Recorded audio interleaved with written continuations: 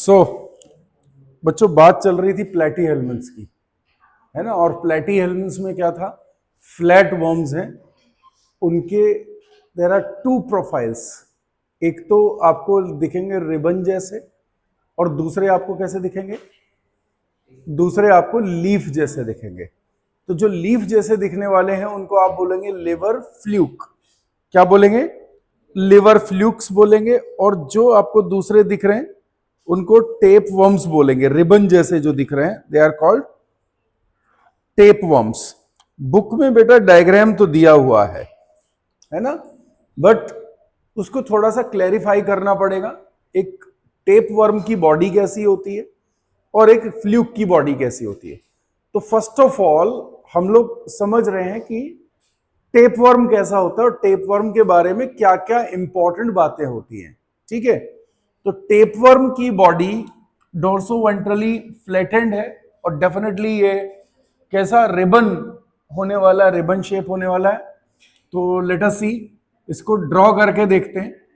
The body of tape worm, body of a tape worm. बच्चों इनके examples भी साथ के साथ ही करते चले। जैसे कि मैंने आपको कल बताया था, ये क्लास सेस्टोडा के मेंबर हुआ करते हैं। क्लास का नाम याद ना भी रहे तो कोई ऐसा चक्कर वाली बात नहीं है, आपको ये याद है कि टेप वर्म्स है। ठीक है, तो टेप वर्म्स में कुछ इंपॉर्टेंट एग्जांपल्स ले लें पहले, फिर बॉडी बता देंगे इसकी। इंपॉर्टेंट एग्जांपल, सबसे पहला टीनिया स्पीशीज है। जैसे हमारे पास सबसे पहला क्या है, टीनिया स्पीशीज है, टीनिया सोलियम। तो there is Taenia solium. Taenia solium को क्या बोलोगे आप? टीनिया सोलियम को आप बोलोगे पॉर्क टेपवर्म। तो you will call it pork tapeworm. ये पॉर्क टेपवर्म हो जाएगा। ठीक है, पॉर्क टेपवर्म। पॉर्क टेपवर्म क्यों होगा? क्योंकि इसमें जो है सेकेंडरी होस्ट इज पिग, और पिग के फ्लैश को कहते हैं पॉर्क। तो पॉर्क के अंदर से ये इंफेक्शन ह्यूमंस को आता है, that's why it is pork tapeworm. ठीक है, टीनिया सोलियम, और इसका सेकेंडरी होस्ट पिग है। और पिग को हम वैसे क्या बोलेंगे? Sus scrofa. तो sus scrofa is biological name of this. ठीक है, कोई बात नहीं, इतना डिटेल में जाने की जरूरत भी नहीं पड़ेगा, बट पिग जो है यहां पे याद रखेंगे। Taenia saginata, Taenia saginata, this is beef tapeworm. This is beef tapeworm, और इसका सेकेंडरी होस्ट कौन है जी? सेकेंडरी होस्ट है काउ, और this is Bos indicus. This is Bos indicus. ठीक है, काउ क्या होती है? बॉस इंडिकस होती है। तीसरा केस एक और है बड़ा, जिस पे बात कभी कभार होती है, echinococcus. Echinococcus granulosus, this is called dog tapeworm. इसमें जो प्राइमरी होस्ट है, प्राइमरी होस्ट इज डॉग, यानी canis familiaris is the primary host. Secondary host यहां पे शीप हो जाती है, और शीप को ओविस, चलो बायोलॉजिकल नेम कुछ याद आ रहे हैं तो मैं आपको बता दे रहा हूं। ठीक है, तो शीप जो है इसका सेकेंडरी होस्ट है।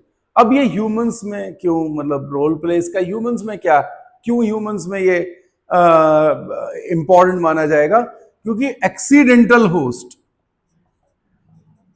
एक्सीडेंटल होस्ट कौन है बच्चों? ह्यूमंस हैं। एक्सीडेंटल होस्ट कौन है? होमोसैपियंस हुआ करते हैं। ठीक है, गलती से हमारे शरीर में आएगा, गलती से आएगा। तो यहां पे ये एक्सीडेंटल होस्ट हो गए। इसको आप एक और नाम देते हो बेटा, hydatid worm. This is also called as hydatid worm. क्यों कहेंगे?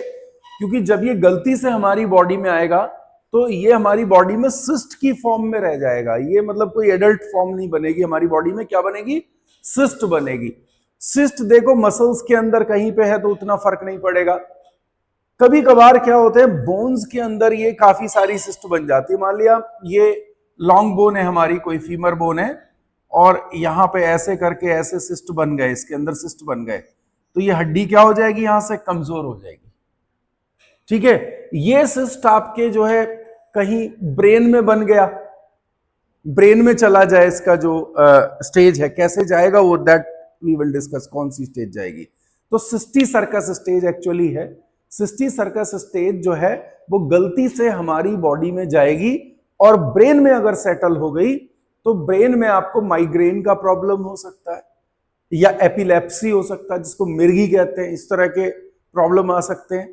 ठीक है, इसका ट्रीटमेंट क्या है? इसको ऑपरेट करके निकालना पड़ेगा। समझ में आया बात? तो ये आपके ब्रेन में जा सकता है और ये परमानेंट ऐसी सिस्ट बन जाएंगी, तो इनको हाइडेटेड सिस्ट कहते हैं, है ना, फॉर्म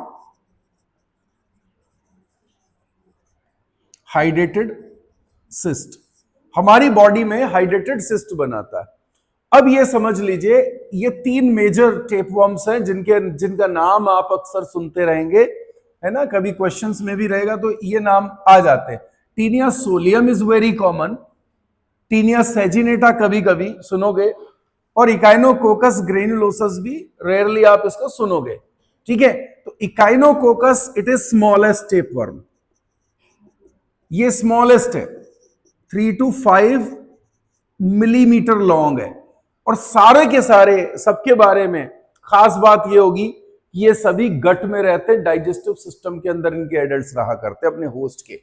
ठीक है, प्राइमरी होस्ट के कहां पे रहेंगे? ये प्राइमरी होस्ट के डाइजेस्टिव सिस्टम में रहते हैं। और एक बात पहले हम जान चुके हैं कि tapeworms don't have any kind of gut, इसमें कोई डाइजेस्टिव सिस्टम नहीं होता। ये सिंपली अपनी जनरल बॉडी सरफेस से क्या कर रहे हैं?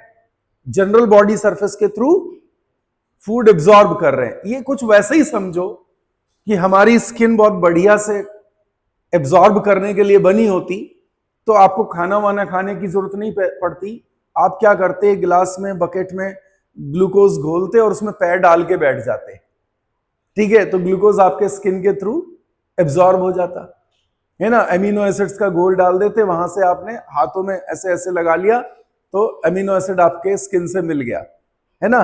तो ये हमारे केस में पॉसिबल नहीं है, क्योंकि हमारी जो सेल्स हैं वो इतना डीपली सीटेड और पूरा बल्की बॉडी है, हर सेल तक इस तरह न्यूट्रिशन का पहुंचना समवॉट डिफिकल्ट रह जाएगा, और न्यूट्रिशन का ये तरीका हमारे लिए सूटेबल नहीं रहेगा।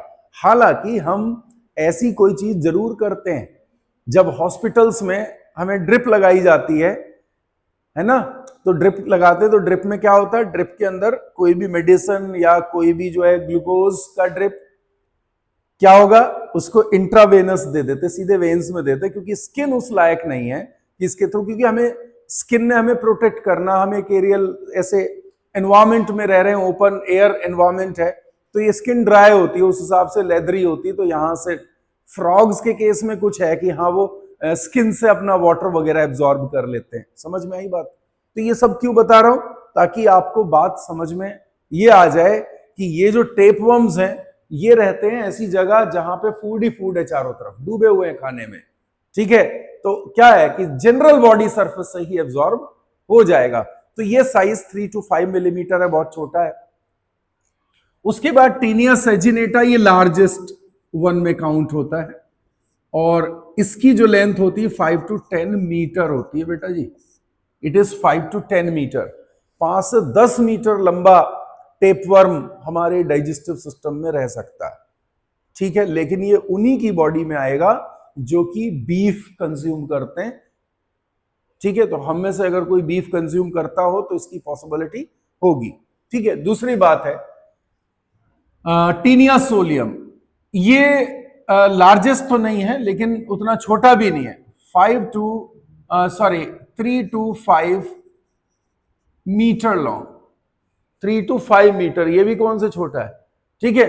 तो 3 to 5 मीटर लॉन्ग है, और ये जो है ये इसका इन्फेक्शन ह्यूमंस को कैसे आएगा, इसका इन्फेक्शन आएगा जब आप जो है बीफ कंज्यूम करते हैं।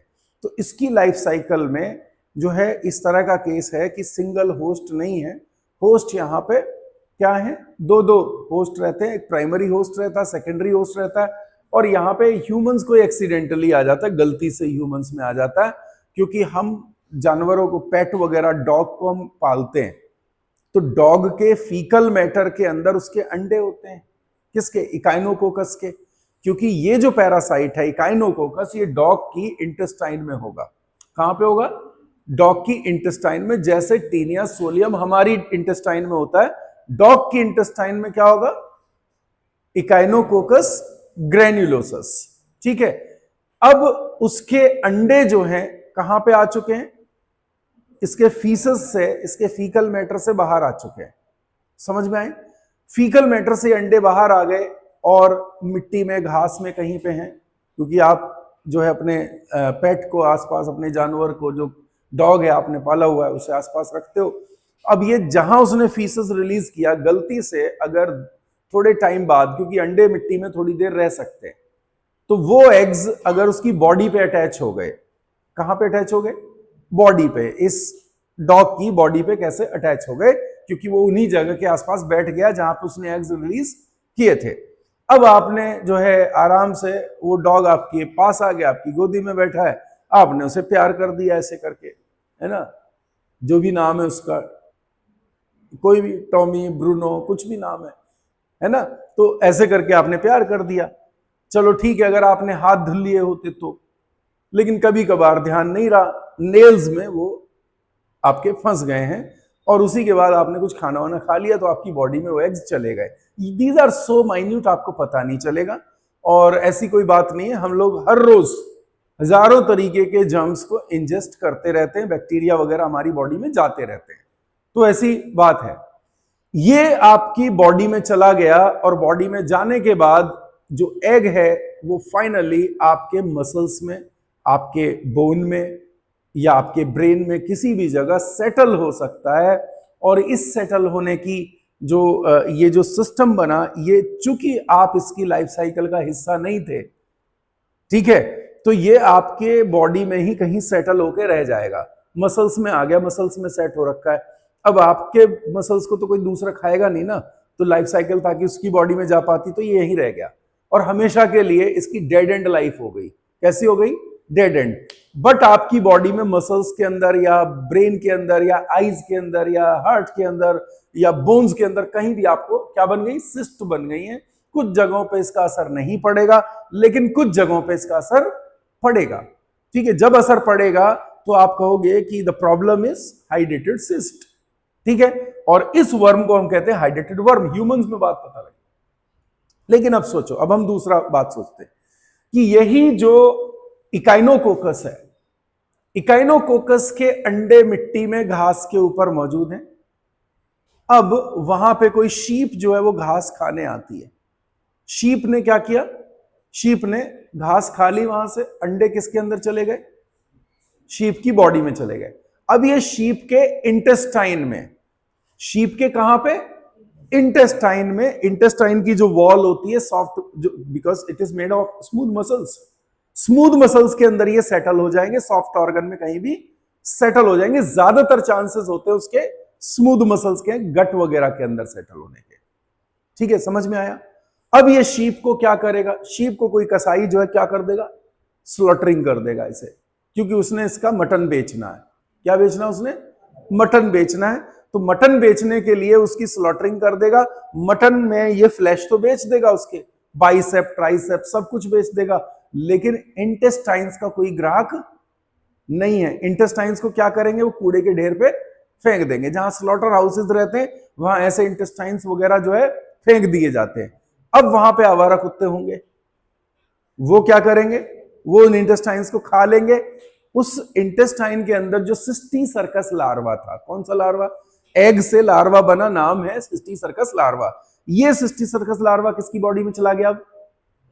डॉग की बॉडी में चला गया। डॉग की बॉडी में सिस्टी सर्कस लार्वा आगे ब्लैडर वर्म बना लेगा, ब्लैडर वर्म लार्वा बना लेगा और उसके बाद एडल्ट में कन्वर्ट हो जाएगा। प्राइमरी होस्ट कौन? डॉग। सेकेंडरी होस्ट कौन? शीप। क्यों? क्योंकि शीप में कोई ये रिप्रोडक्शन नहीं कर रहा। रिप्रोडक्शन कहां पे, अंडे कहां पैदा करेगा? डॉग की बॉडी में। समझ में आया? Humans are accidental host. बस आपने तो इतना याद रखना। कहानी मैंने इसलिए बताई ताकि आपको पता रहे कैसे होता है। ठीक है? तो ह्यूमंस में ये सिस्ट तभी नुकसान करती हैं जब ये हमारे ब्रेन के अंदर सेटल होती हैं या कोई और वाइटल ऑर्गन के अंदर चलेगा, अदरवाइज उतना कोई फर्क इससे नहीं पड़ेगा। यस, तो hydrated worm smallest tape worm है। टीनिया सेजिनेटा की कहानी सुनते हैं, टीनिया सोलियम की, दोनों की कहानी एक जैसी है। क्या होता है कि जो ह्यूमंस हैं, पहले हम ह्यूमन से शुरू करते हैं। किसी ह्यूमन बॉडी में एक टीनिया सेजिनेटा या टीनिया सोलियम बैठा हुआ है, डाइजेस्टिव सिस्टम में बैठा। मजे से क्या कर रहा है वो? आप जो भी खा रहे हैं वो सारा का सारा उसकी बॉडी में कंज्यूम होता है, क्योंकि 10 मीटर लंबा पूरी इंटेस्टाइन घेर रखी है उसने। ठीक है? इस तरह से पूरे इंटेस्टाइन में फंसा हुआ है और जो भी वो पर्सन खाएगा वो सारा का सारा न्यूट्रिशन इसी टेप वर्म को लगेगा। एक बॉडी में एक ही होगा, ये इतना बड़ा। ठीक है? लेकिन ये वाले ज्यादा होंगे जी, इकाइनोकोकस ज्यादा होते हैं। एक डॉग की बॉडी में सैकड़ों हजारों हो सकते हैं इकाइनोकोकस, लेकिन जो Taenia saginata Taenia solium human body में एक ही रहेगा, क्योंकि इसकी लेंथ काफी ज्यादा है। समझ में आया? तो अब इस तरीके से ये ह्यूमन बॉडी के अंदर रह रहा है। अब लगातार क्या करता है इसकी बॉडी, अभी जब हम डिटेल पढ़ेंगे तो बॉडी के आखिरी हिस्से, जो आखिरी सेगमेंट है, उनमें अंडे भरे होते हैं। उनको ग्रेविड सेगमेंट्स कहते हैं। क्या कहते हैं उनको? ग्रेविड। ग्रेविड का एक्चुअली एक वर्ड मीनिंग लाया जाता है, उसको कहा था प्रेग्नेंट। तो ग्रेविड का मतलब उसमें अंडे भरे हुए हैं। ये लास्ट वाला हिस्सा टूट टूट के अलग होते रहता है और ह्यूमन फीसस के साथ बाहर आ जाता है। ह्यूमन फीकल मैटर के साथ बाहर आ जाता है और ये बाहर आके कहीं भी मिट्टी में पड़ा रहेगा। अब चूंकि हम जानते हैं कि पिग्स जो है वो ह्यूमन फीसस को भी कंज्यूम कर लेते हैं। ठीक है? ये जानवर है, गंदगी खा लेता है, तो ये जो है ह्यूमन फीसस कंज्यूम कर लेगा। अब ह्यूमन बॉडी से ये अंडे जो हैं, जिनको हेक्साकैंथ कहा जाएगा, अभी एक छोटी सी लाइफ साइकिल भी कर लेंगे। ये हालांकि मैंने लाइफ साइकिल वाले शेड्यूल में आपको बताया होता है, हेक्साकैंथ लार्वा। ठीक है? तो यहां रिवाइज कर दूंगा, कोई बात नहीं। तो यहां पे ये लार्वा किसकी बॉडी में गया? पिग की बॉडी में। पिग की बॉडी में ब्लड से होता हुआ ये जो है मसल्स में चला जाएगा। पिग के कहां जाएगा? मसल्स में जाएगा और वहां सेटल हो जाएगा। किस नाम से सेटल होगा? Cysticercus. किसके नाम से सेटल होगा? सिस्टी सर्कस के नाम से सेटल होगा। अब ये सिस्टी सर्कस उसकी बॉडी में सेटल्ड है। अब इस पिग को जो है क्या करेगा, कोई फिर जो इसकी स्लॉटरिंग हो जाएगी, स्लॉटर हाउस में गया, इसके मसल्स बाजार में बेच दिए जाएंगे एज अ फ्लैश, पॉर्क के तरीके से। तो पॉर्क जो इन्फेक्टेड होता है उसको मेसली पॉर्क कहा जाता है। इतना क्वेश्चन अब आपसे नहीं पूछेंगे, but it is measly pork. Measly pork या इन्फेक्टेड पॉर्क को जैसे ही ह्यूमंस पकाएंगे तो भाई साहब इतना ज्यादा रेजिस्टेंट होता है सिस्टी सर्कस कि 80-90 डिग्री सेंटीग्रेड पे भी इसका कुछ बिगड़ेगा नहीं। तो सेमी कुक्ड अगर रह गया, थोड़ा सा कम कुकिंग हो गई, तो ये सिस्टी सर्कस हमारे खाने में पहुंच जाएगा, डाइजेस्टिव सिस्टम में पहुंचा। सिस्टी सर्कस हमारे डाइजेस्टिव सिस्टम में ब्लैडर वर्म में बदलेगा और ब्लैडर वर्म एडल्ट में बदल जाएगा। एडल्ट अपने हुक्स इंटेस्टाइन में एंकर कर देगा। अगर वो टीनिया सोलियम है तो। टीनिया सेजिटेटा में हुक्स नहीं होते। ये क्वेश्चन कभी कभार आता है। ठीक है? बता दूंगा अभी इसके साथ। समझ में आई बात? और ये एडल्ट बन जाएगा और एडल्ट बनने के बाद वही प्रोसेस जो मैंने आपको बताई। ठीक है? तो इस तरह से आपने एक चीज देखा कि जो प्रेजेंट गवर्नमेंट है उसने स्वच्छ भारत मिशन चलाया और एक मिशन और चलाया, घर घर शौचालय। ठीक है? उसका कारण यही है कि हम इस तरह की पैरासिटिक डिजीजेस से बच सके। अगर लोग जो हैं वो शौचालय में जो है फ्रेश होंगे तो क्या होगा कि पिग को अपॉर्चुनिटी नहीं मिलेगी ह्यूमन फीसेस को कंज्यूम करने की।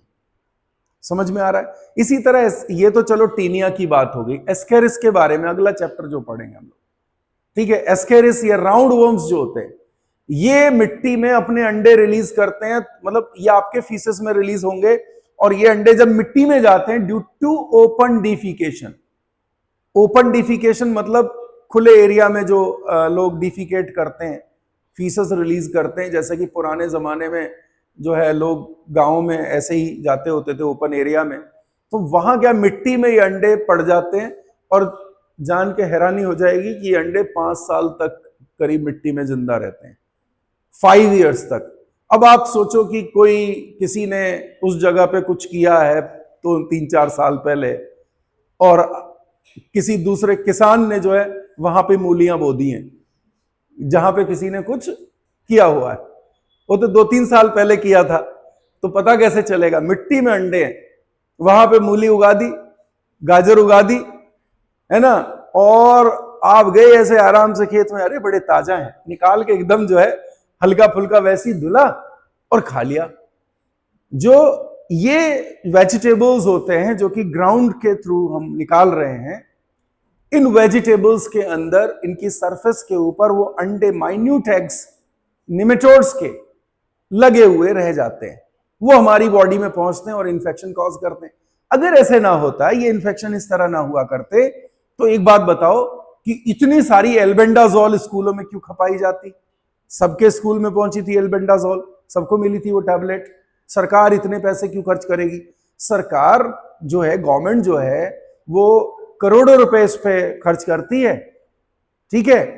अब क्या है कि अब लोगों को अवेयर करके कह रहे हैं कि भी अपने घर घर में शौचालय बनाइए ताकि इस तरह की बीमारी ना हो। इससे होगा क्या? अब गवर्नमेंट ना भी दे एल्बेंडाजोल, ठीक है, अगर एल्बेंडाजोल नहीं देगी तो कमजोर किस्म के जो बच्चों का ग्रोथ नहीं होगी, किसी का दिमाग कम चलेगा, ठीक है, किसी का जो है मेंटल स्टेटस सही नहीं, कोई जो है ऐसे ही कमजोर है, गिरता पड़ता जा रहा है।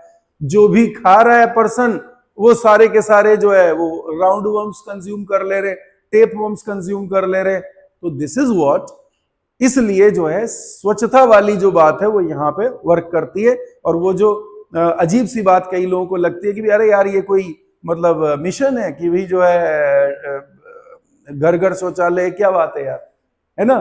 तो इसका कारण ये है कि आप जो है इस तरह की बीमारियों से बच सकें, ठीक है। तो लेट अस सी, वापस आते हैं इस टॉपिक में। अब इसमें जो है जब भी टेप वर्म्स होंगे तो उनकी बॉडी के कौन कौन से पार्ट्स होते हैं, तो इसको एक बार आप जो है ये समझ आ गया, नोट कर लिया सभी ने, नोट हो गया। अब जो बॉडी के पार्ट्स हैं वो जरा समझ लो, उस पर एक आध जो क्वेश्चंस होते हैं वो भी मैं आपको बता दूंगा कि कौन कौन से हैं। Late us see the body of tape worm, the body of tape worm, body of tape worm. Tape worm जो भी हो उसकी बॉडी 3 मेजर पार्ट्स में डिफाइन होगी। हेड या स्कॉलेक्स कहते हैं इसको, हेड या स्कॉलेक्स कहा जाएगा। उसके बाद नेक कहा जाएगा, दिस इज ग्रोथ जोन। इसकी जो ग्रोथ होती है वो नेक वाले एरिया से होते, पीछे की तरफ सेगमेंट्स बनते जाते हैं। और तीसरा जो पार्ट होता है दैट इज ट्रंक। बच्चे ट्रंक में जो सेगमेंट्स होते हैं उनको प्रोग्लोटिड्स कहा जाता है। क्या कहते हैं हम? द सेगमेंट्स आर कॉल्ड, ये स्यूडो सेगमेंट होते हैं, स्यूडो मेटामेरिज्म होता है इसमें।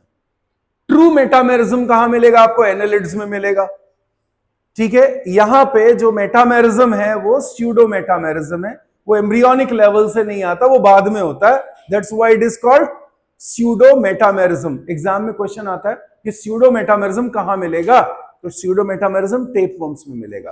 तो tapeworms show pseudo metamerism, they show pseudo metamerism. क्या करेंगे वो? स्यूडो मेटामेरिज्म करेंगे, false segmentation, this is called false, this is false segmentation. ये होता है बच्चों फॉल्स सेगमेंटेशन, यानी कि नकली सेगमेंटेशन है।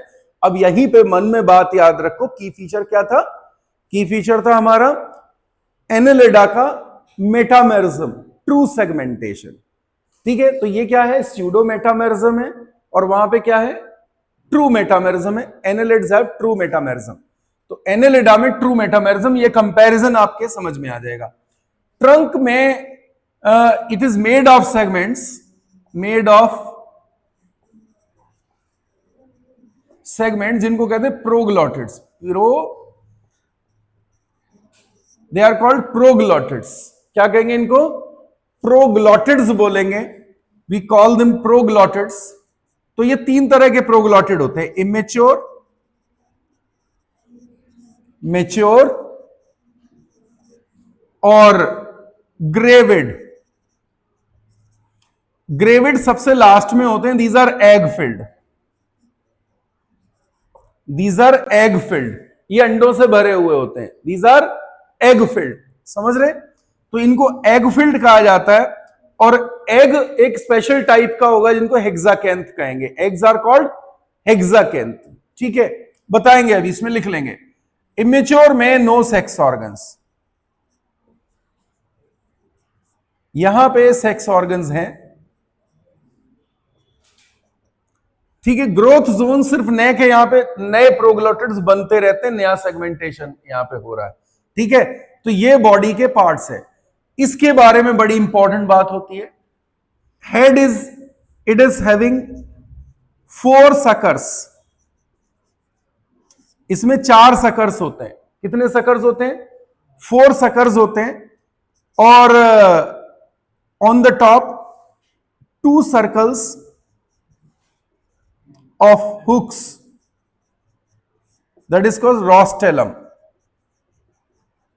rostellum on the top, सिर के ऊपर, यहां पे ऊपर क्या मिलेगा, इसके हुक्स मिलेंगे और साइड में मिलेंगे सकर्स।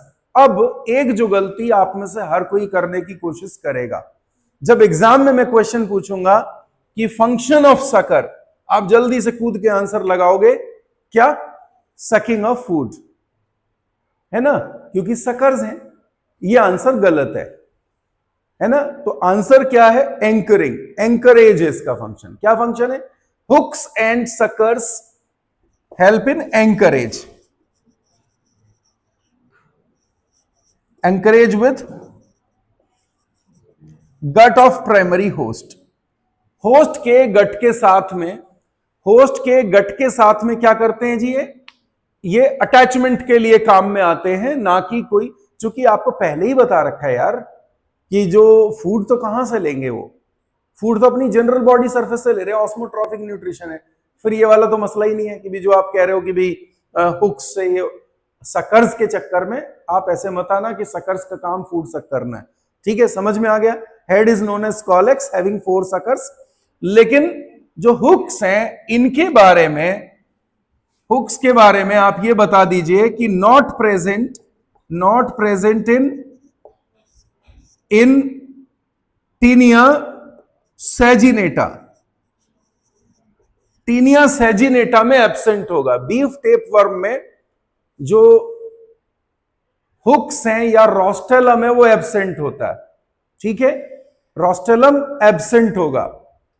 अब जरा सा एक छोटा मोटा सा डायग्राम ट्राई करते हैं इसका, है ना। आपको लगे तो आप इसे बना लेंगे, अदरवाइज नामों में यहां सारी बातें क्लियर हो गई हैं, बट फिर भी देखने में कैसा लगेगा, बुक में दिया हुआ है, बट जैसा बुक में दिया हुआ है ये इनफ नहीं है, इसमें आपको समझ नहीं आ रहा।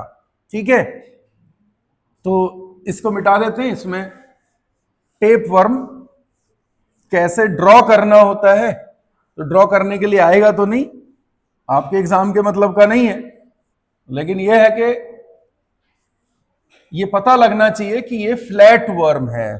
ठीक है, ये फ्लैट वर्म है। Let us see, this is the head. ये समझो, ये रहा हेड यहां पे, और उसके नीचे ये नेक है। हेड के नीचे क्या है यहां पे, you can see the neck. और ये क्या है, ये सकर्स हैं। कितने दिख रहे हैं आपको यहां पे, 4 सकर्स हैं। ठीक है, ये 4 सकर्स हैं। एक ये रहा, दूसरा ये रहा, तीसरा ये रहा, चौथा इसके पीछे। क्योंकि ये तो ऐसी चीज है ना, इस तरह देख रहे हो, एक आगे, 2 साइड में और एक पीछे दिख रहा है। इसके सिर के ऊपर अगर ये दिखे आपको, ये रोस्टेलम दिखे आपको, दिस इज रोस्टेलम। ये क्या है? सकर्स हैं। ये क्या है? This is head. हेड को क्या बोला था हमने? स्कोलेक्स। दिस इज नेक, और इसके पीछे ये पूरा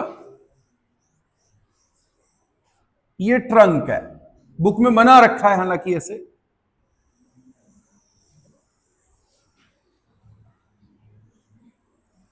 दिस यू कैन सी।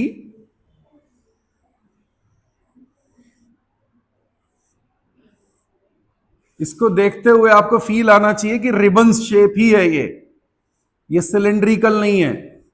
ठीक है, डायग्राम चूंकि 2 डायमेंशनल है, तो 2 डायमेंशनल डायग्राम्स के साथ प्रॉब्लम ये होती है कि आप वहां पे चाहे रिबन ड्रॉ करो या सिलेंडर ड्रॉ करो, आपको दोनों चीजें एक जैसी दिखती हैं।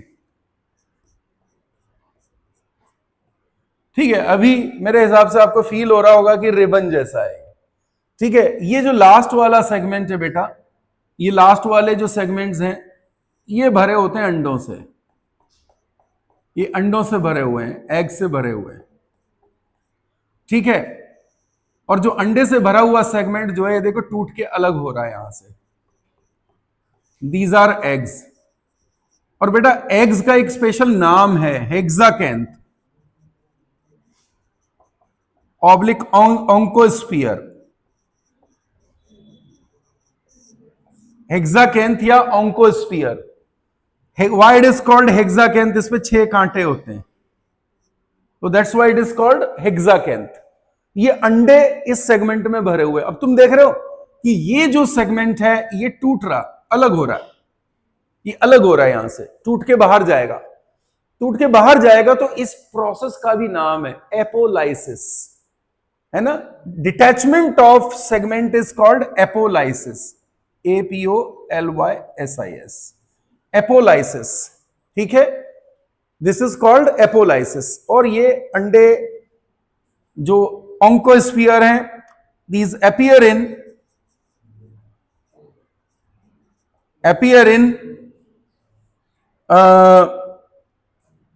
Faeces of host. जैसे कि इस केस में ह्यूमंस होगा, फीसेस ऑफ प्राइमरी होस्ट। इसमें कौन है? ह्यूमंस है। ह्यूमन के फीसेस में ये एग जो है वो प्रेजेंट होते हैं। ठीक है, और यहीं पे क्यों ना मैं बता दूं, consumed by secondary host, that is pig. Pig इसको कंज्यूम कर लेगा। It is consumed by pig. Pig ने इसको कंज्यूम कर लिया। अब क्या होगा? Cysticercus stage in pigs skeletal muscle.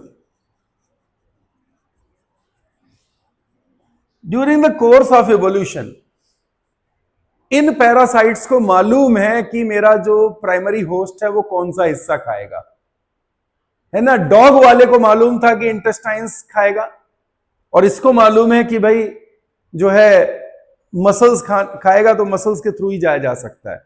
Vehicle जो है मसल्स को बनाया जाए, तो मसल्स ये ह्यूमंस में चले जाएंगे। Cysticercus is the larva, okay. और इसके बाद ब्लैडर वर्म लार्वा,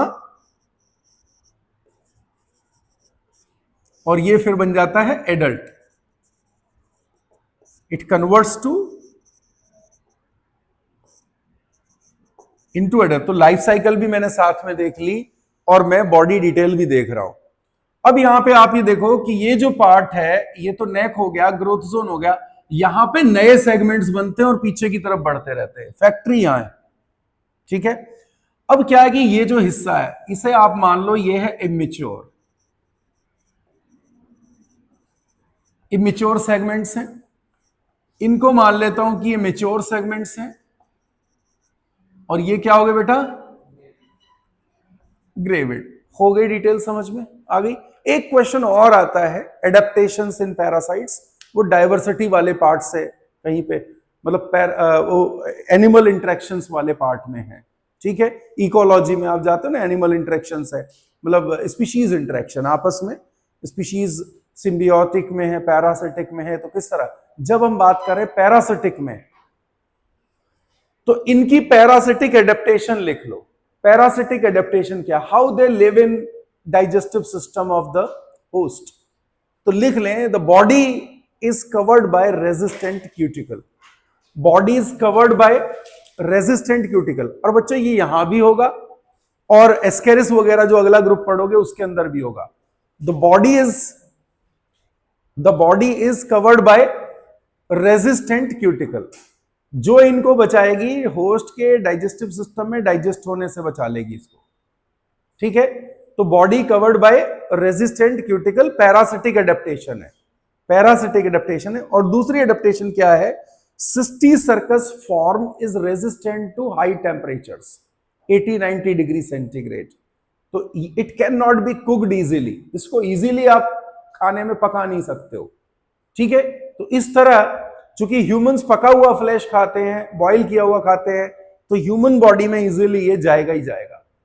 यस, तो सेमी कुक्ड पॉर्क के कंजम्पशन से, सेमी कुक्ड बीफ के कंजम्पशन से होता है। अब ये डायग्राम अगर आपको कहीं बना हुआ मिले और उसमें ऊपर रोस्टेलम ना हो, तो वो कौन सी स्पीशीज होगी, टीनिया सेजिनेटा होगी। टीनिया सेजिनेटा में रोस्टेलम नहीं होता है, ये बात ध्यान रखना। एडेप्टेशन के नाम पे दो important, there are two important things. पहली क्या एडेप्टेशन है, इसकी बॉडी के चारों तरफ क्यूटिकल होती है resistant, which is resistant to the digestive juices of gut enzymes of the host. समझ में आया। और दूसरा क्या, सिस्टीसर्कस लार्वा। अब एक आखिरी बात इसमें लिखें, एडल्ट का किसी ह्यूमन बॉडी में इंफेक्शन होता है, किसी होस्ट की बॉडी में अगर एडल्ट फॉर्म है टीनिया की, तो आप इस बीमारी को क्या कहते हो, taeniasis. Infection of adult taenia is called taeniasis. Taeniasis, तो it is taeniasis, infection of adult. और ये सिर्फ उन्हीं को पॉसिबल है जो कि बीफ या पॉर्क कंज्यूम कर रहे हैं, हु आर कंज्यूमिंग बीफ और पॉर्क। क्योंकि बीफ एंड पॉर्क जो कंज्यूम कर रहे हैं, दोज पर्संस हैव टीनियासिस। लेकिन सिस्टीसर्कस का इंफेक्शन, सिस्टीसर्कस का इंफेक्शन होता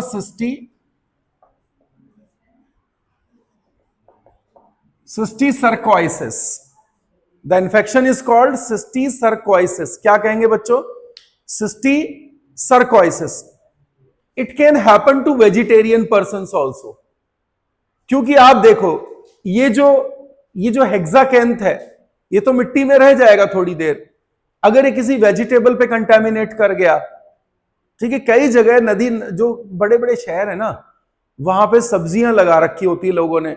मतलब जो सब्जी मार्केट होती है, उस मार्केट में जो सब्जियां जा रही हैं, कई बार वो बड़े गंदे पानी से जो है उसको वो करते हैं, है ना। तो मतलब क्या है कि पानी जो है कहीं नाले का होता है, कहीं सीवर लाइन का पानी होता है, उससे, हालांकि ये कह सकते हैं न्यूट्रिशन रिच वाटर होगा वो वेजिटेबल्स के लिए, क्योंकि उसमें जो है ऑर्गेनिक मटेरियल हो सकता है, लेकिन साथ ही साथ न्यूट्रिशन रिच होने के साथ उसमें क्या है कि हैवी मेटल्स भी होते हैं और भी बहुत सारी चीजें, इंडस्ट्रियल वेस्ट भी होता है, और साथ ही साथ क्या है कि इस तरह के अंडे भी मौजूद रह सकते हैं। तो ये जो है ह्यूमंस को बीमारियां भी पहुंचा रहे होते हैं। यानी साफ सुथरे पानी से इरिगेशन भी काफी जरूरी चीज है ना। तो ऐसे पर्सन को अगर ये एग्स पहुंच जाएंगे, तो इन्फेक्शन जो है डेफिनेटली वो किसी वेजिटेरियन पर्सन को होगा, तो क्या होगा, सिस्टीसर्कस। और ये वैसे दिक्कत नहीं है, दिक्कत तब है जब ये ब्रेन जैसे ऑर्गन्स में चला जाता है। ठीक है, समझ में आ रही बात आपको। तो ये हुआ हमारा टेप वर्म का बेसिक डिटेल, कवर अप हो गया। बेसिक क्या, आपका डिजीज वगैरह सब इसमें, इकोलॉजिकल एस्पेक्ट, वो सारी चीजें कवर अप हो गई। तो दिस वाज द ये टेप वर्म्स। अब अगली जो बेसिक डिटेल है, जो दूसरा डायग्राम आपके बुक में बना हुआ है, दैट इज फेशोला हेपेटिका। ठीक है, फेशोला हेपेटिका देख लेते हैं। फ्लूक का, एक कॉमन फ्लूक का डायग्राम देख लेते हैं कि फ्लूक कैसा होता है देखने में। फ्लूक के बारे में, फ्लूक की बॉडी लीफ जैसी होने वाली है, और जो पैरासिटिक फ्लूक होते हैं, they are in a class, they are kept in a class that is trematoda. Class का नाम क्या होगा, ट्रीमेटोडा होगा, class is called trematoda, fluke की बॉडी। तो this is the body of a fluke. Actually इसकी जितनी भी ओपनिंग्स वगैरह होंगी वो सारी की सारी वेंट्रल सरफेस पे होती हैं। Openings are present on ventral surface and you can see they don't have any complete gut. इनकी बॉडी में गट कंप्लीट नहीं है ना, इनकी बॉडी में गट कंप्लीट नहीं है, gut is incomplete, inverted Y shape.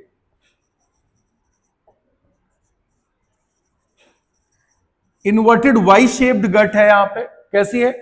Inverted Y shaped है, उल्टे वाई जैसा है। और जो माउथ है this will also act as anus, mouth also act as anus. यहीं से ये फूड कंज्यूम करेंगे और यहीं से वेस्ट को निकाल देंगे, ठीक है, जो भी वेस्ट इसमें बनेगा। और ये जिस जगह पे प्रेजेंट है this is called oral sucker, this is oral sucker. एक और सकर होता है because this body is of fasciola, fasciola hepatica. करीब जो फेशोला हिपैटिका है ये 2-3 सेंटीमीटर्स का होगा लेंथ में, और विड्थ करीब 1.5 से 2 सेंटीमीटर के आसपास रहेगी। Okay done. तो ये डायमेंशन समझाने के लिए बोल रहा हूं आपसे। फेशुला एक कॉमन टाइप का टेपवर्म फ्लूक है, और पिछला हिस्सा इसमें वेंट्रल सरफेस पे एक ये सकर है, इसका काम फूड सक करने का नहीं है, ओरल सकर का काम फूड सक करने का है, ठीक है। इस हिस्से को क्या बोलोगे आप? This is ventral oblique posterior sucker. It is also known as acetabulum, acetabulum, acetabulum. This is cup shaped, और कप का कंपैरिजन कहां से किया गया? आपकी जो पेल्विक गर्डल होती है, पेल्विक गर्डल में ये कप होता है जहां पे फीमर का हेड आके फिट होता है, that area is called acetabulum. The same name is given. Okay, इसके अलावा यहां पे आप देख रहे हो दिस इज ये है एक्सक्रीटरी पोर, और यहां पे गोनोपोर है। गोनोपोर जो है किस बात के लिए है? ये यहां से जो इसके एग्स वगैरह रिलीज होंगे, फर्टिलाइज्ड एग्स आते हैं। दोनों ही मेंबर, एक बात और चीज, टेपवर्म्स हो चाहे ये फ्लूक्स हैं, दोनों बाइसेक्सुअल होते हैं। दोनों क्या होते हैं? बाइसेक्सुअल। और टेपवर्म्स तो स्ट्रिक्टली सेल्फ फर्टिलाइजिंग है। कैसे हैं? Self fertilising. और ये कैसे हैं? ये यूजुअली सेल्फ फर्टिलाइजिंग ही है, कभी कभार क्रॉस फर्टिलाइजेशन कर सकते हैं, ठीक है। Normally they are self fertilizing. Condition समझ में आ गई?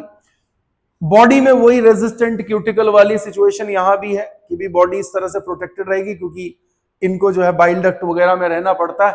शीप इनका प्राइमरी होस्ट है। शीप कौन है? इनका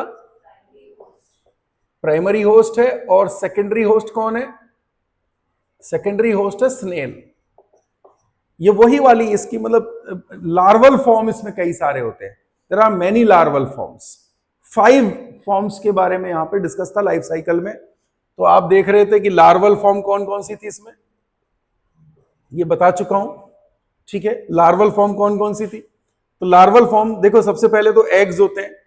एग्स के अंदर से एक लार्वा निकलता है, लार्वा का नाम है मिरासीडियम। मिरासीडियम, उसके बाद स्पोरोसिस्ट, उसके बाद रेडिया, उसके बाद सर्केरिया, उसके बाद मेटासर्केरिया, और मेटासर्केरिया के बाद एडल्ट बनेगा, ठीक है। तो ये चीजें थी यहां पे। ये जो स्पोरोसिस्ट, रेडिया और सर्केरिया, ये आपको स्नेल के अंदर दिखेगा। और सर्केरिया वो स्टेज है जो आगे लीफ में जाके छिप जाती है। लाइफ साइकिल वाले सेगमेंट में मैंने ये बता रखा है। तो लार्वल फॉर्म ज्यादा है। फ्लूक की बॉडी लीफ जैसी है। यहां पे आप देख रहे हो गोनोपोर, यहां एक्सक्रीटरी पोर है। बच्चों, एक्सक्रीटरी पोर के थ्रू इसके अंदर क्या होता है? यहां पे फ्लेम सेल्स होती है अंदर, ऐसे ऐसे देखोगे तो ये फ्लेम सेल्स हैं। ये बड़ा फेमस क्वेश्चन भी है एक्सक्रीटरी सिस्टम का। फ्लेम सेल्स जो हैं solenocytes, they open out through this excretory pore. Excretory waste क्या है? Excretory waste urea. Excretory waste क्या होगा? यूरिया। अब उधर टेपवर्म्स में या दूसरे जो फ्री लिविंग फ्लूक है टर्बेलेरिया, उसके बारे में भी अगर आप देखोगे तो वहां बॉडीज का, फ्लूक्स की बॉडी ऑलमोस्ट एक जैसी, थोड़ा सा फर्क है, वो बताऊंगा अभी मैं आपको। एक्सक्रीटरी स्ट्रक्चर्स दोनों की इंपॉर्टेंट है।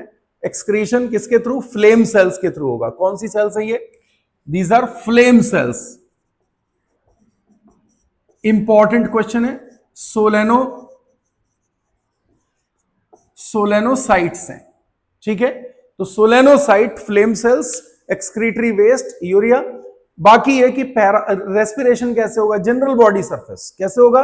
General body surface. Parasitic cases कैसे होंगे? एनएरोबिक रेस्पिरेशन शो करेंगे। और जो बॉडी के बाहर रहेंगे, जो फ्री लिविंग होंगे, वो कैसा करेंगे?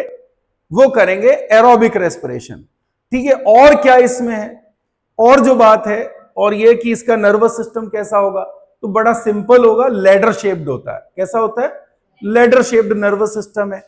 सेंसरी ऑर्गन्स इनमें किसी में कोई खास है नहीं, सिर्फ जो है, जो एक फ्री लिविंग फ्लूक की बॉडी दिखा दे रहा हूं मैं आपको, दिस इज फिशोला। और एक और केस था यहां पे, दूसरा फ्री लिविंग फ्लूक दिखा दे, उसके बाद में एक दो बातें और हैं मैं बता देता हूं।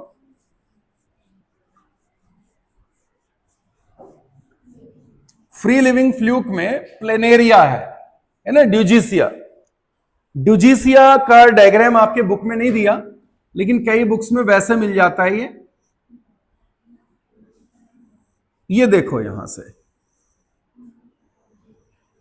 ये मैंने कैसे बनाया डायग्राम। ये इसकी डोर्सल सरफेस है, मैंने इसको थोड़ा सा एक ही डायग्राम में वेंट्रल सरफेस है, यहां पीछे ये वेंट्रल सरफेस है। यहां पे इसमें आईज दिख रहे हैं, क्या है यहां पे? आईज। और यहां पे आपको सिफेलाइजेशन हेड दिख रहा है।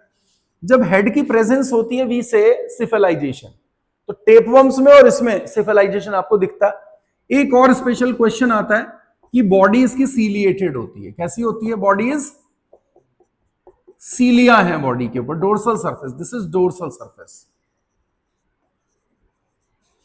ये डोर्सल सरफेस है और इसमें क्या होते हैं? बियर सीलिया। क्या होते हैं बच्चों इसमें? देयर आर सीलिया, ठीक है। वेंट्रल सरफेस पे ऐसा कुछ नहीं है, दिस इज वेंट्रल सरफेस। और मजे की बात यह है कि यहां पे इसका माउथ है, दिस इज पोस्टीरियर एंड, हमने बॉडी एंड समझे थे, दिस इज एंटीरियर एंड। और यहां पे माउथ है, माउथ के अंदर से स्ट्रॉ जैसी ये एक चीज बाहर निकालता है, दिस इज इवर्टिबल फेरिंग्स। ऐसा फेरिंग्स जिसके बॉडी से बाहर निकाल सके और नीचे से फूड को कैप्चर कर सके, ठीक है। गट इनकंप्लीट होती है, इसमें भी गट इनकंप्लीट है। तो बेटा tube with in tube body plan नहीं है, कौन सा है? ब्लाइंड सैक बॉडी प्लान है, ठीक है। अब एक और सिस्टोसोमा के बारे में मैंने बोला था, ब्लड फ्लूक जो है, ये क्लास तो अलग है जी, ये क्लास है टर्बेलेरिया। फ्री लिविंग फ्लूक्स हैं। कैसे हैं ये? एक क्वेश्चन जो नीट का बड़ा इंपॉर्टेंट है, these flat worms, these flukes are free living as well as they have great regeneration power. Great regeneration power, ये क्वेश्चन बड़ा फेमस है। इनको आप कट कर दो जी, हर एक पार्ट से, इसमें 3 पार्ट में कट करोगे 3 बन जाएंगे, ठीक है। एक और बात है, इसको यहां से बीच में से कट किया तो 2 हेड बन जाते हैं इसके। तो ग्रेट रीजनरेशन पावर है, they have great regeneration power. तो ये एसेक्सुअली इस तरह से आप कह सकते हो कि फ्रेगमेंटेशन से दे कैन ग्रो, ओके। ये बड़ी इंपॉर्टेंट बात हुई इसमें, जबकि दूसरे और कोई केसेस में ऐसा नहीं है। अब एक और चीज मैंने कहा, भी सारे मेंबर ऑलमोस्ट कैसे हैं? बाइसेक्सुअल हैं, लेकिन एक केस है जो बाइसेक्सुअल नहीं है, दैट इज सिस्टोसोमा। ट्रीमेटोड का उसी का भाई है वो, फेशोला का सिस्टोसोमा, SCHISTOSOMA। तो सिस्टोसोमा जो है, schistosoma japonicum, schistosoma haematobium, schistosoma mansoni, these are different kind of species, ठीक है। तो ये डिफरेंट स्पीशीज हैं और different kind of disease cause करते हैं, उतना डिटेल अब आपसे नहीं पूछा जाएगा। लेकिन यहां पे बात बता दूं, सिस्टोसोमा यूनिसेक्सुअल होता है। Female lives in male's body, female lives in male's body, male के बॉडी में आगे की तरफ एक ऐसे कैनाल होती है, फोल्ड सा होता है, उसके अंदर आकर के फीमेल रहती है। तो फीमेल स्मॉलर इन साइज है, ठीक है। और ऐसा केस ये है कि ये वहां पे रहेगी, गायनेकोफोरिक कैनाल कहा जाएगा। सिस्टोसोमा के इन्फेक्शन को सिस्टोसोमियासिस कहते हैं। क्या कहते हैं? सिस्टोसोमियासिस, ठीक है। अब इसके 2-3 इंपॉर्टेंट फॉर्म्स थे। सिस्टोसोमा मेंसोनाई, मेंसॉन्स वर्म कहा जाता है। सिस्टोसोमा जैपोनिकम जापान में मिलेगा और एक बीमारी कॉज करेगा, काटायामा डिजीज। अब आपसे नहीं पूछी जाती, ठीक है। इनके एक और है, इनके जो सर्केरिया स्टेज, जो मैंने आपको बताया था कि इसमें सर्केरिया लार्वा होता है ना, ट्रीमेटोड्स में क्या होता है? सर्केरिया लार्वा होता है। वो लार्वा जिसमें टेल होती है, तो पानी के अंदर ये सर्केरिया लार्वा, जब आप पानी में जाते हो तो आपके स्किन के थ्रू एंटर करता है, तो आपको इचिंग होती है। नदी में या तालाब में जाके इचिंग होगी स्किन में, तो वो कई बार इस वजह से होती है कि सर्केरिया लार्वा आपके स्किन के अंदर एंटर किया। और ये जो कंडीशन है, इसको कहते हैं धोबी इच या स्विमर्स इच कहा जाता है। ये भी क्वेश्चन अब फिलहाल नहीं पूछा जाता है, लेकिन चूंकि इन्फेक्शन इस तरह कॉज हो रहा है, तो ये मैंने आपको बताया जनरल स्किन के थ्रू डायरेक्टली एंटर करते हैं। सिस्टोसोमा के इन्फेक्शन को सिस्टोसोमियासिस कहा जाएगा। और सिस्टोसोमा हेमेटोबियम एक होता है, उससे होती बीमारी बिल्हार्जियासिस। ये भी आपसे पूछा नहीं जाएगा, ठीक है। तो ये सब इसलिए बताया कि कितना इंपॉर्टेंट है नेगेटिवली, ये फाइलम की नेगेटिव इंपॉर्टेंस है। तो हम एक बार रिव्यू कर देते हैं क्या क्या मैंने आपको बता दिया। इसका डाइजेशन बता चुका हूं, ऑस्मोट्रॉफिक न्यूट्रिशन है, ठीक है, टेपवर्म्स में। और बाकी जो फ्लूक्स है उनमें होलोजोइक न्यूट्रिशन है। कैसा है? होलोजोइक और इंटरसेल्यूलर, होलोजोइक इंटरसेल्यूलर, ठीक है। रेस्पिरेशन जनरल बॉडी सरफेस के थ्रू गैसियस एक्सचेंज होगा, ठीक है। कोई पिगमेंट कुछ नहीं है, डायरेक्टली होता है। एरोबिक एनारोबिक मैंने बता दिया आपको। एक्सक्रीशन इज वेरी इंपॉर्टेंट, किसके थ्रू होगा? सोलेनोसाइट्स के थ्रू होगा। It is solenocytes. Excretory waste क्या होगा? पैरासिटिक ये है तो एक्सक्रीटरी वेस्ट होता है यूरिया। एक्सक्रीटरी वेस्ट क्या होगा? यूरिया रहेगा, ओके। इसके बाद आप देखो कि इसमें बॉडी सपोर्ट कैसे होगी।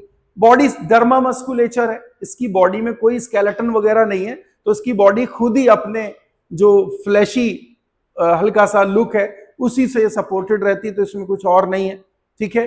तो कोई स्केलेटल सिस्टम नहीं, कोई खास मस्कुलर कोई सिस्टम नहीं है। मूवमेंट भी फ्री लिविंग वाले में तो मूवमेंट अच्छे खासे होंगे, पैरासिटिक में मूवमेंट काफी रिड्यूस टाइप के कंडीशंस हैं, ठीक है। समझ में आ गई? कोई गट में रहेगा, कोई गिल्स पे रहेगा। गट में रहेंगे टेपवर्म्स, और फ्लूक्स जो हैं उनकी अलग अलग अपनी जगह होती है। जैसे कि कोई जो फेशोला हेपेटिका है वो रह जाता है बाइल डक्ट में, ठीक है। और अलग अलग जगहों पे ऑर्गन्स में, जैसे कुछ लंग्स में भी कभी मिल जाएंगे, तो उस तरह से है। और गिल पैरासाइट भी होंगे, बॉडी के बाहर रह सकते हैं।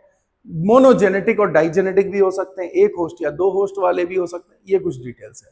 नर्वस सिस्टम में कोई खास सेंसरी ऑर्गन नहीं, सिर्फ इसके केस में आप आइज जैसा कुछ देख रहे हो, ठीक है। नर्वस सिस्टम की जो शेप है वो कैसी है बेटा? लेडर शेप है। ऊपर गैंग्लियोनिक ब्रेन और पीछे जो है 2 लॉन्गिट्यूडनल नर्व्स, और इसमें बीच बीच में ट्रांसवर्स नर्व्स होती हैं। तो this is the nervous system. Life cycle we have done. Indirect life cycle होती है, लार्वल फॉर्म्स होते हैं, मोर देन 1 फॉर्म्स जो है वो एग्जिस्ट करते हैं, ठीक है। तो दिस वाज द डिटेल। और ये हमारा फाइलम प्लेटीहेल्मिंथ, जो कि कंपैरेटिवली दूसरे कई फाइलम से लेंदी भी था, क्योंकि इसमें अलग अलग तरह की बॉडीज हैं। तो मेरे ख्याल में बात समझ में आ गई होगी। इसको जो है, इसके जहां जहां भी प्रोफाइल टच हो रहे थे, कहीं भी उनकी जहां जहां से भी डिटेल थी, वो मैंने सारी इस जगह पे आपको रख दी है। तो एक बार ये कलेक्ट पूरा एक बार पढ़ लेना, और जो बुक है, बुक की भी लाइन बाय लाइन आप एक बार देख लेंगे, और कहीं भी अगर कोई शक प्रॉब्लम आएगा तो वी विल डिस्कस, ठीक है जी। Thank you. ये वाला अपना कंप्लीट हो गया प्लेटीहेल्मिंथ। तो नेक्स्ट जो है वो निमेटहेल्मिंथ रहेगा। ऑलरेडी रिव्यू करके आओ तो काम जल्दी हो जाएगा। चलो, थैंक यू सो मच।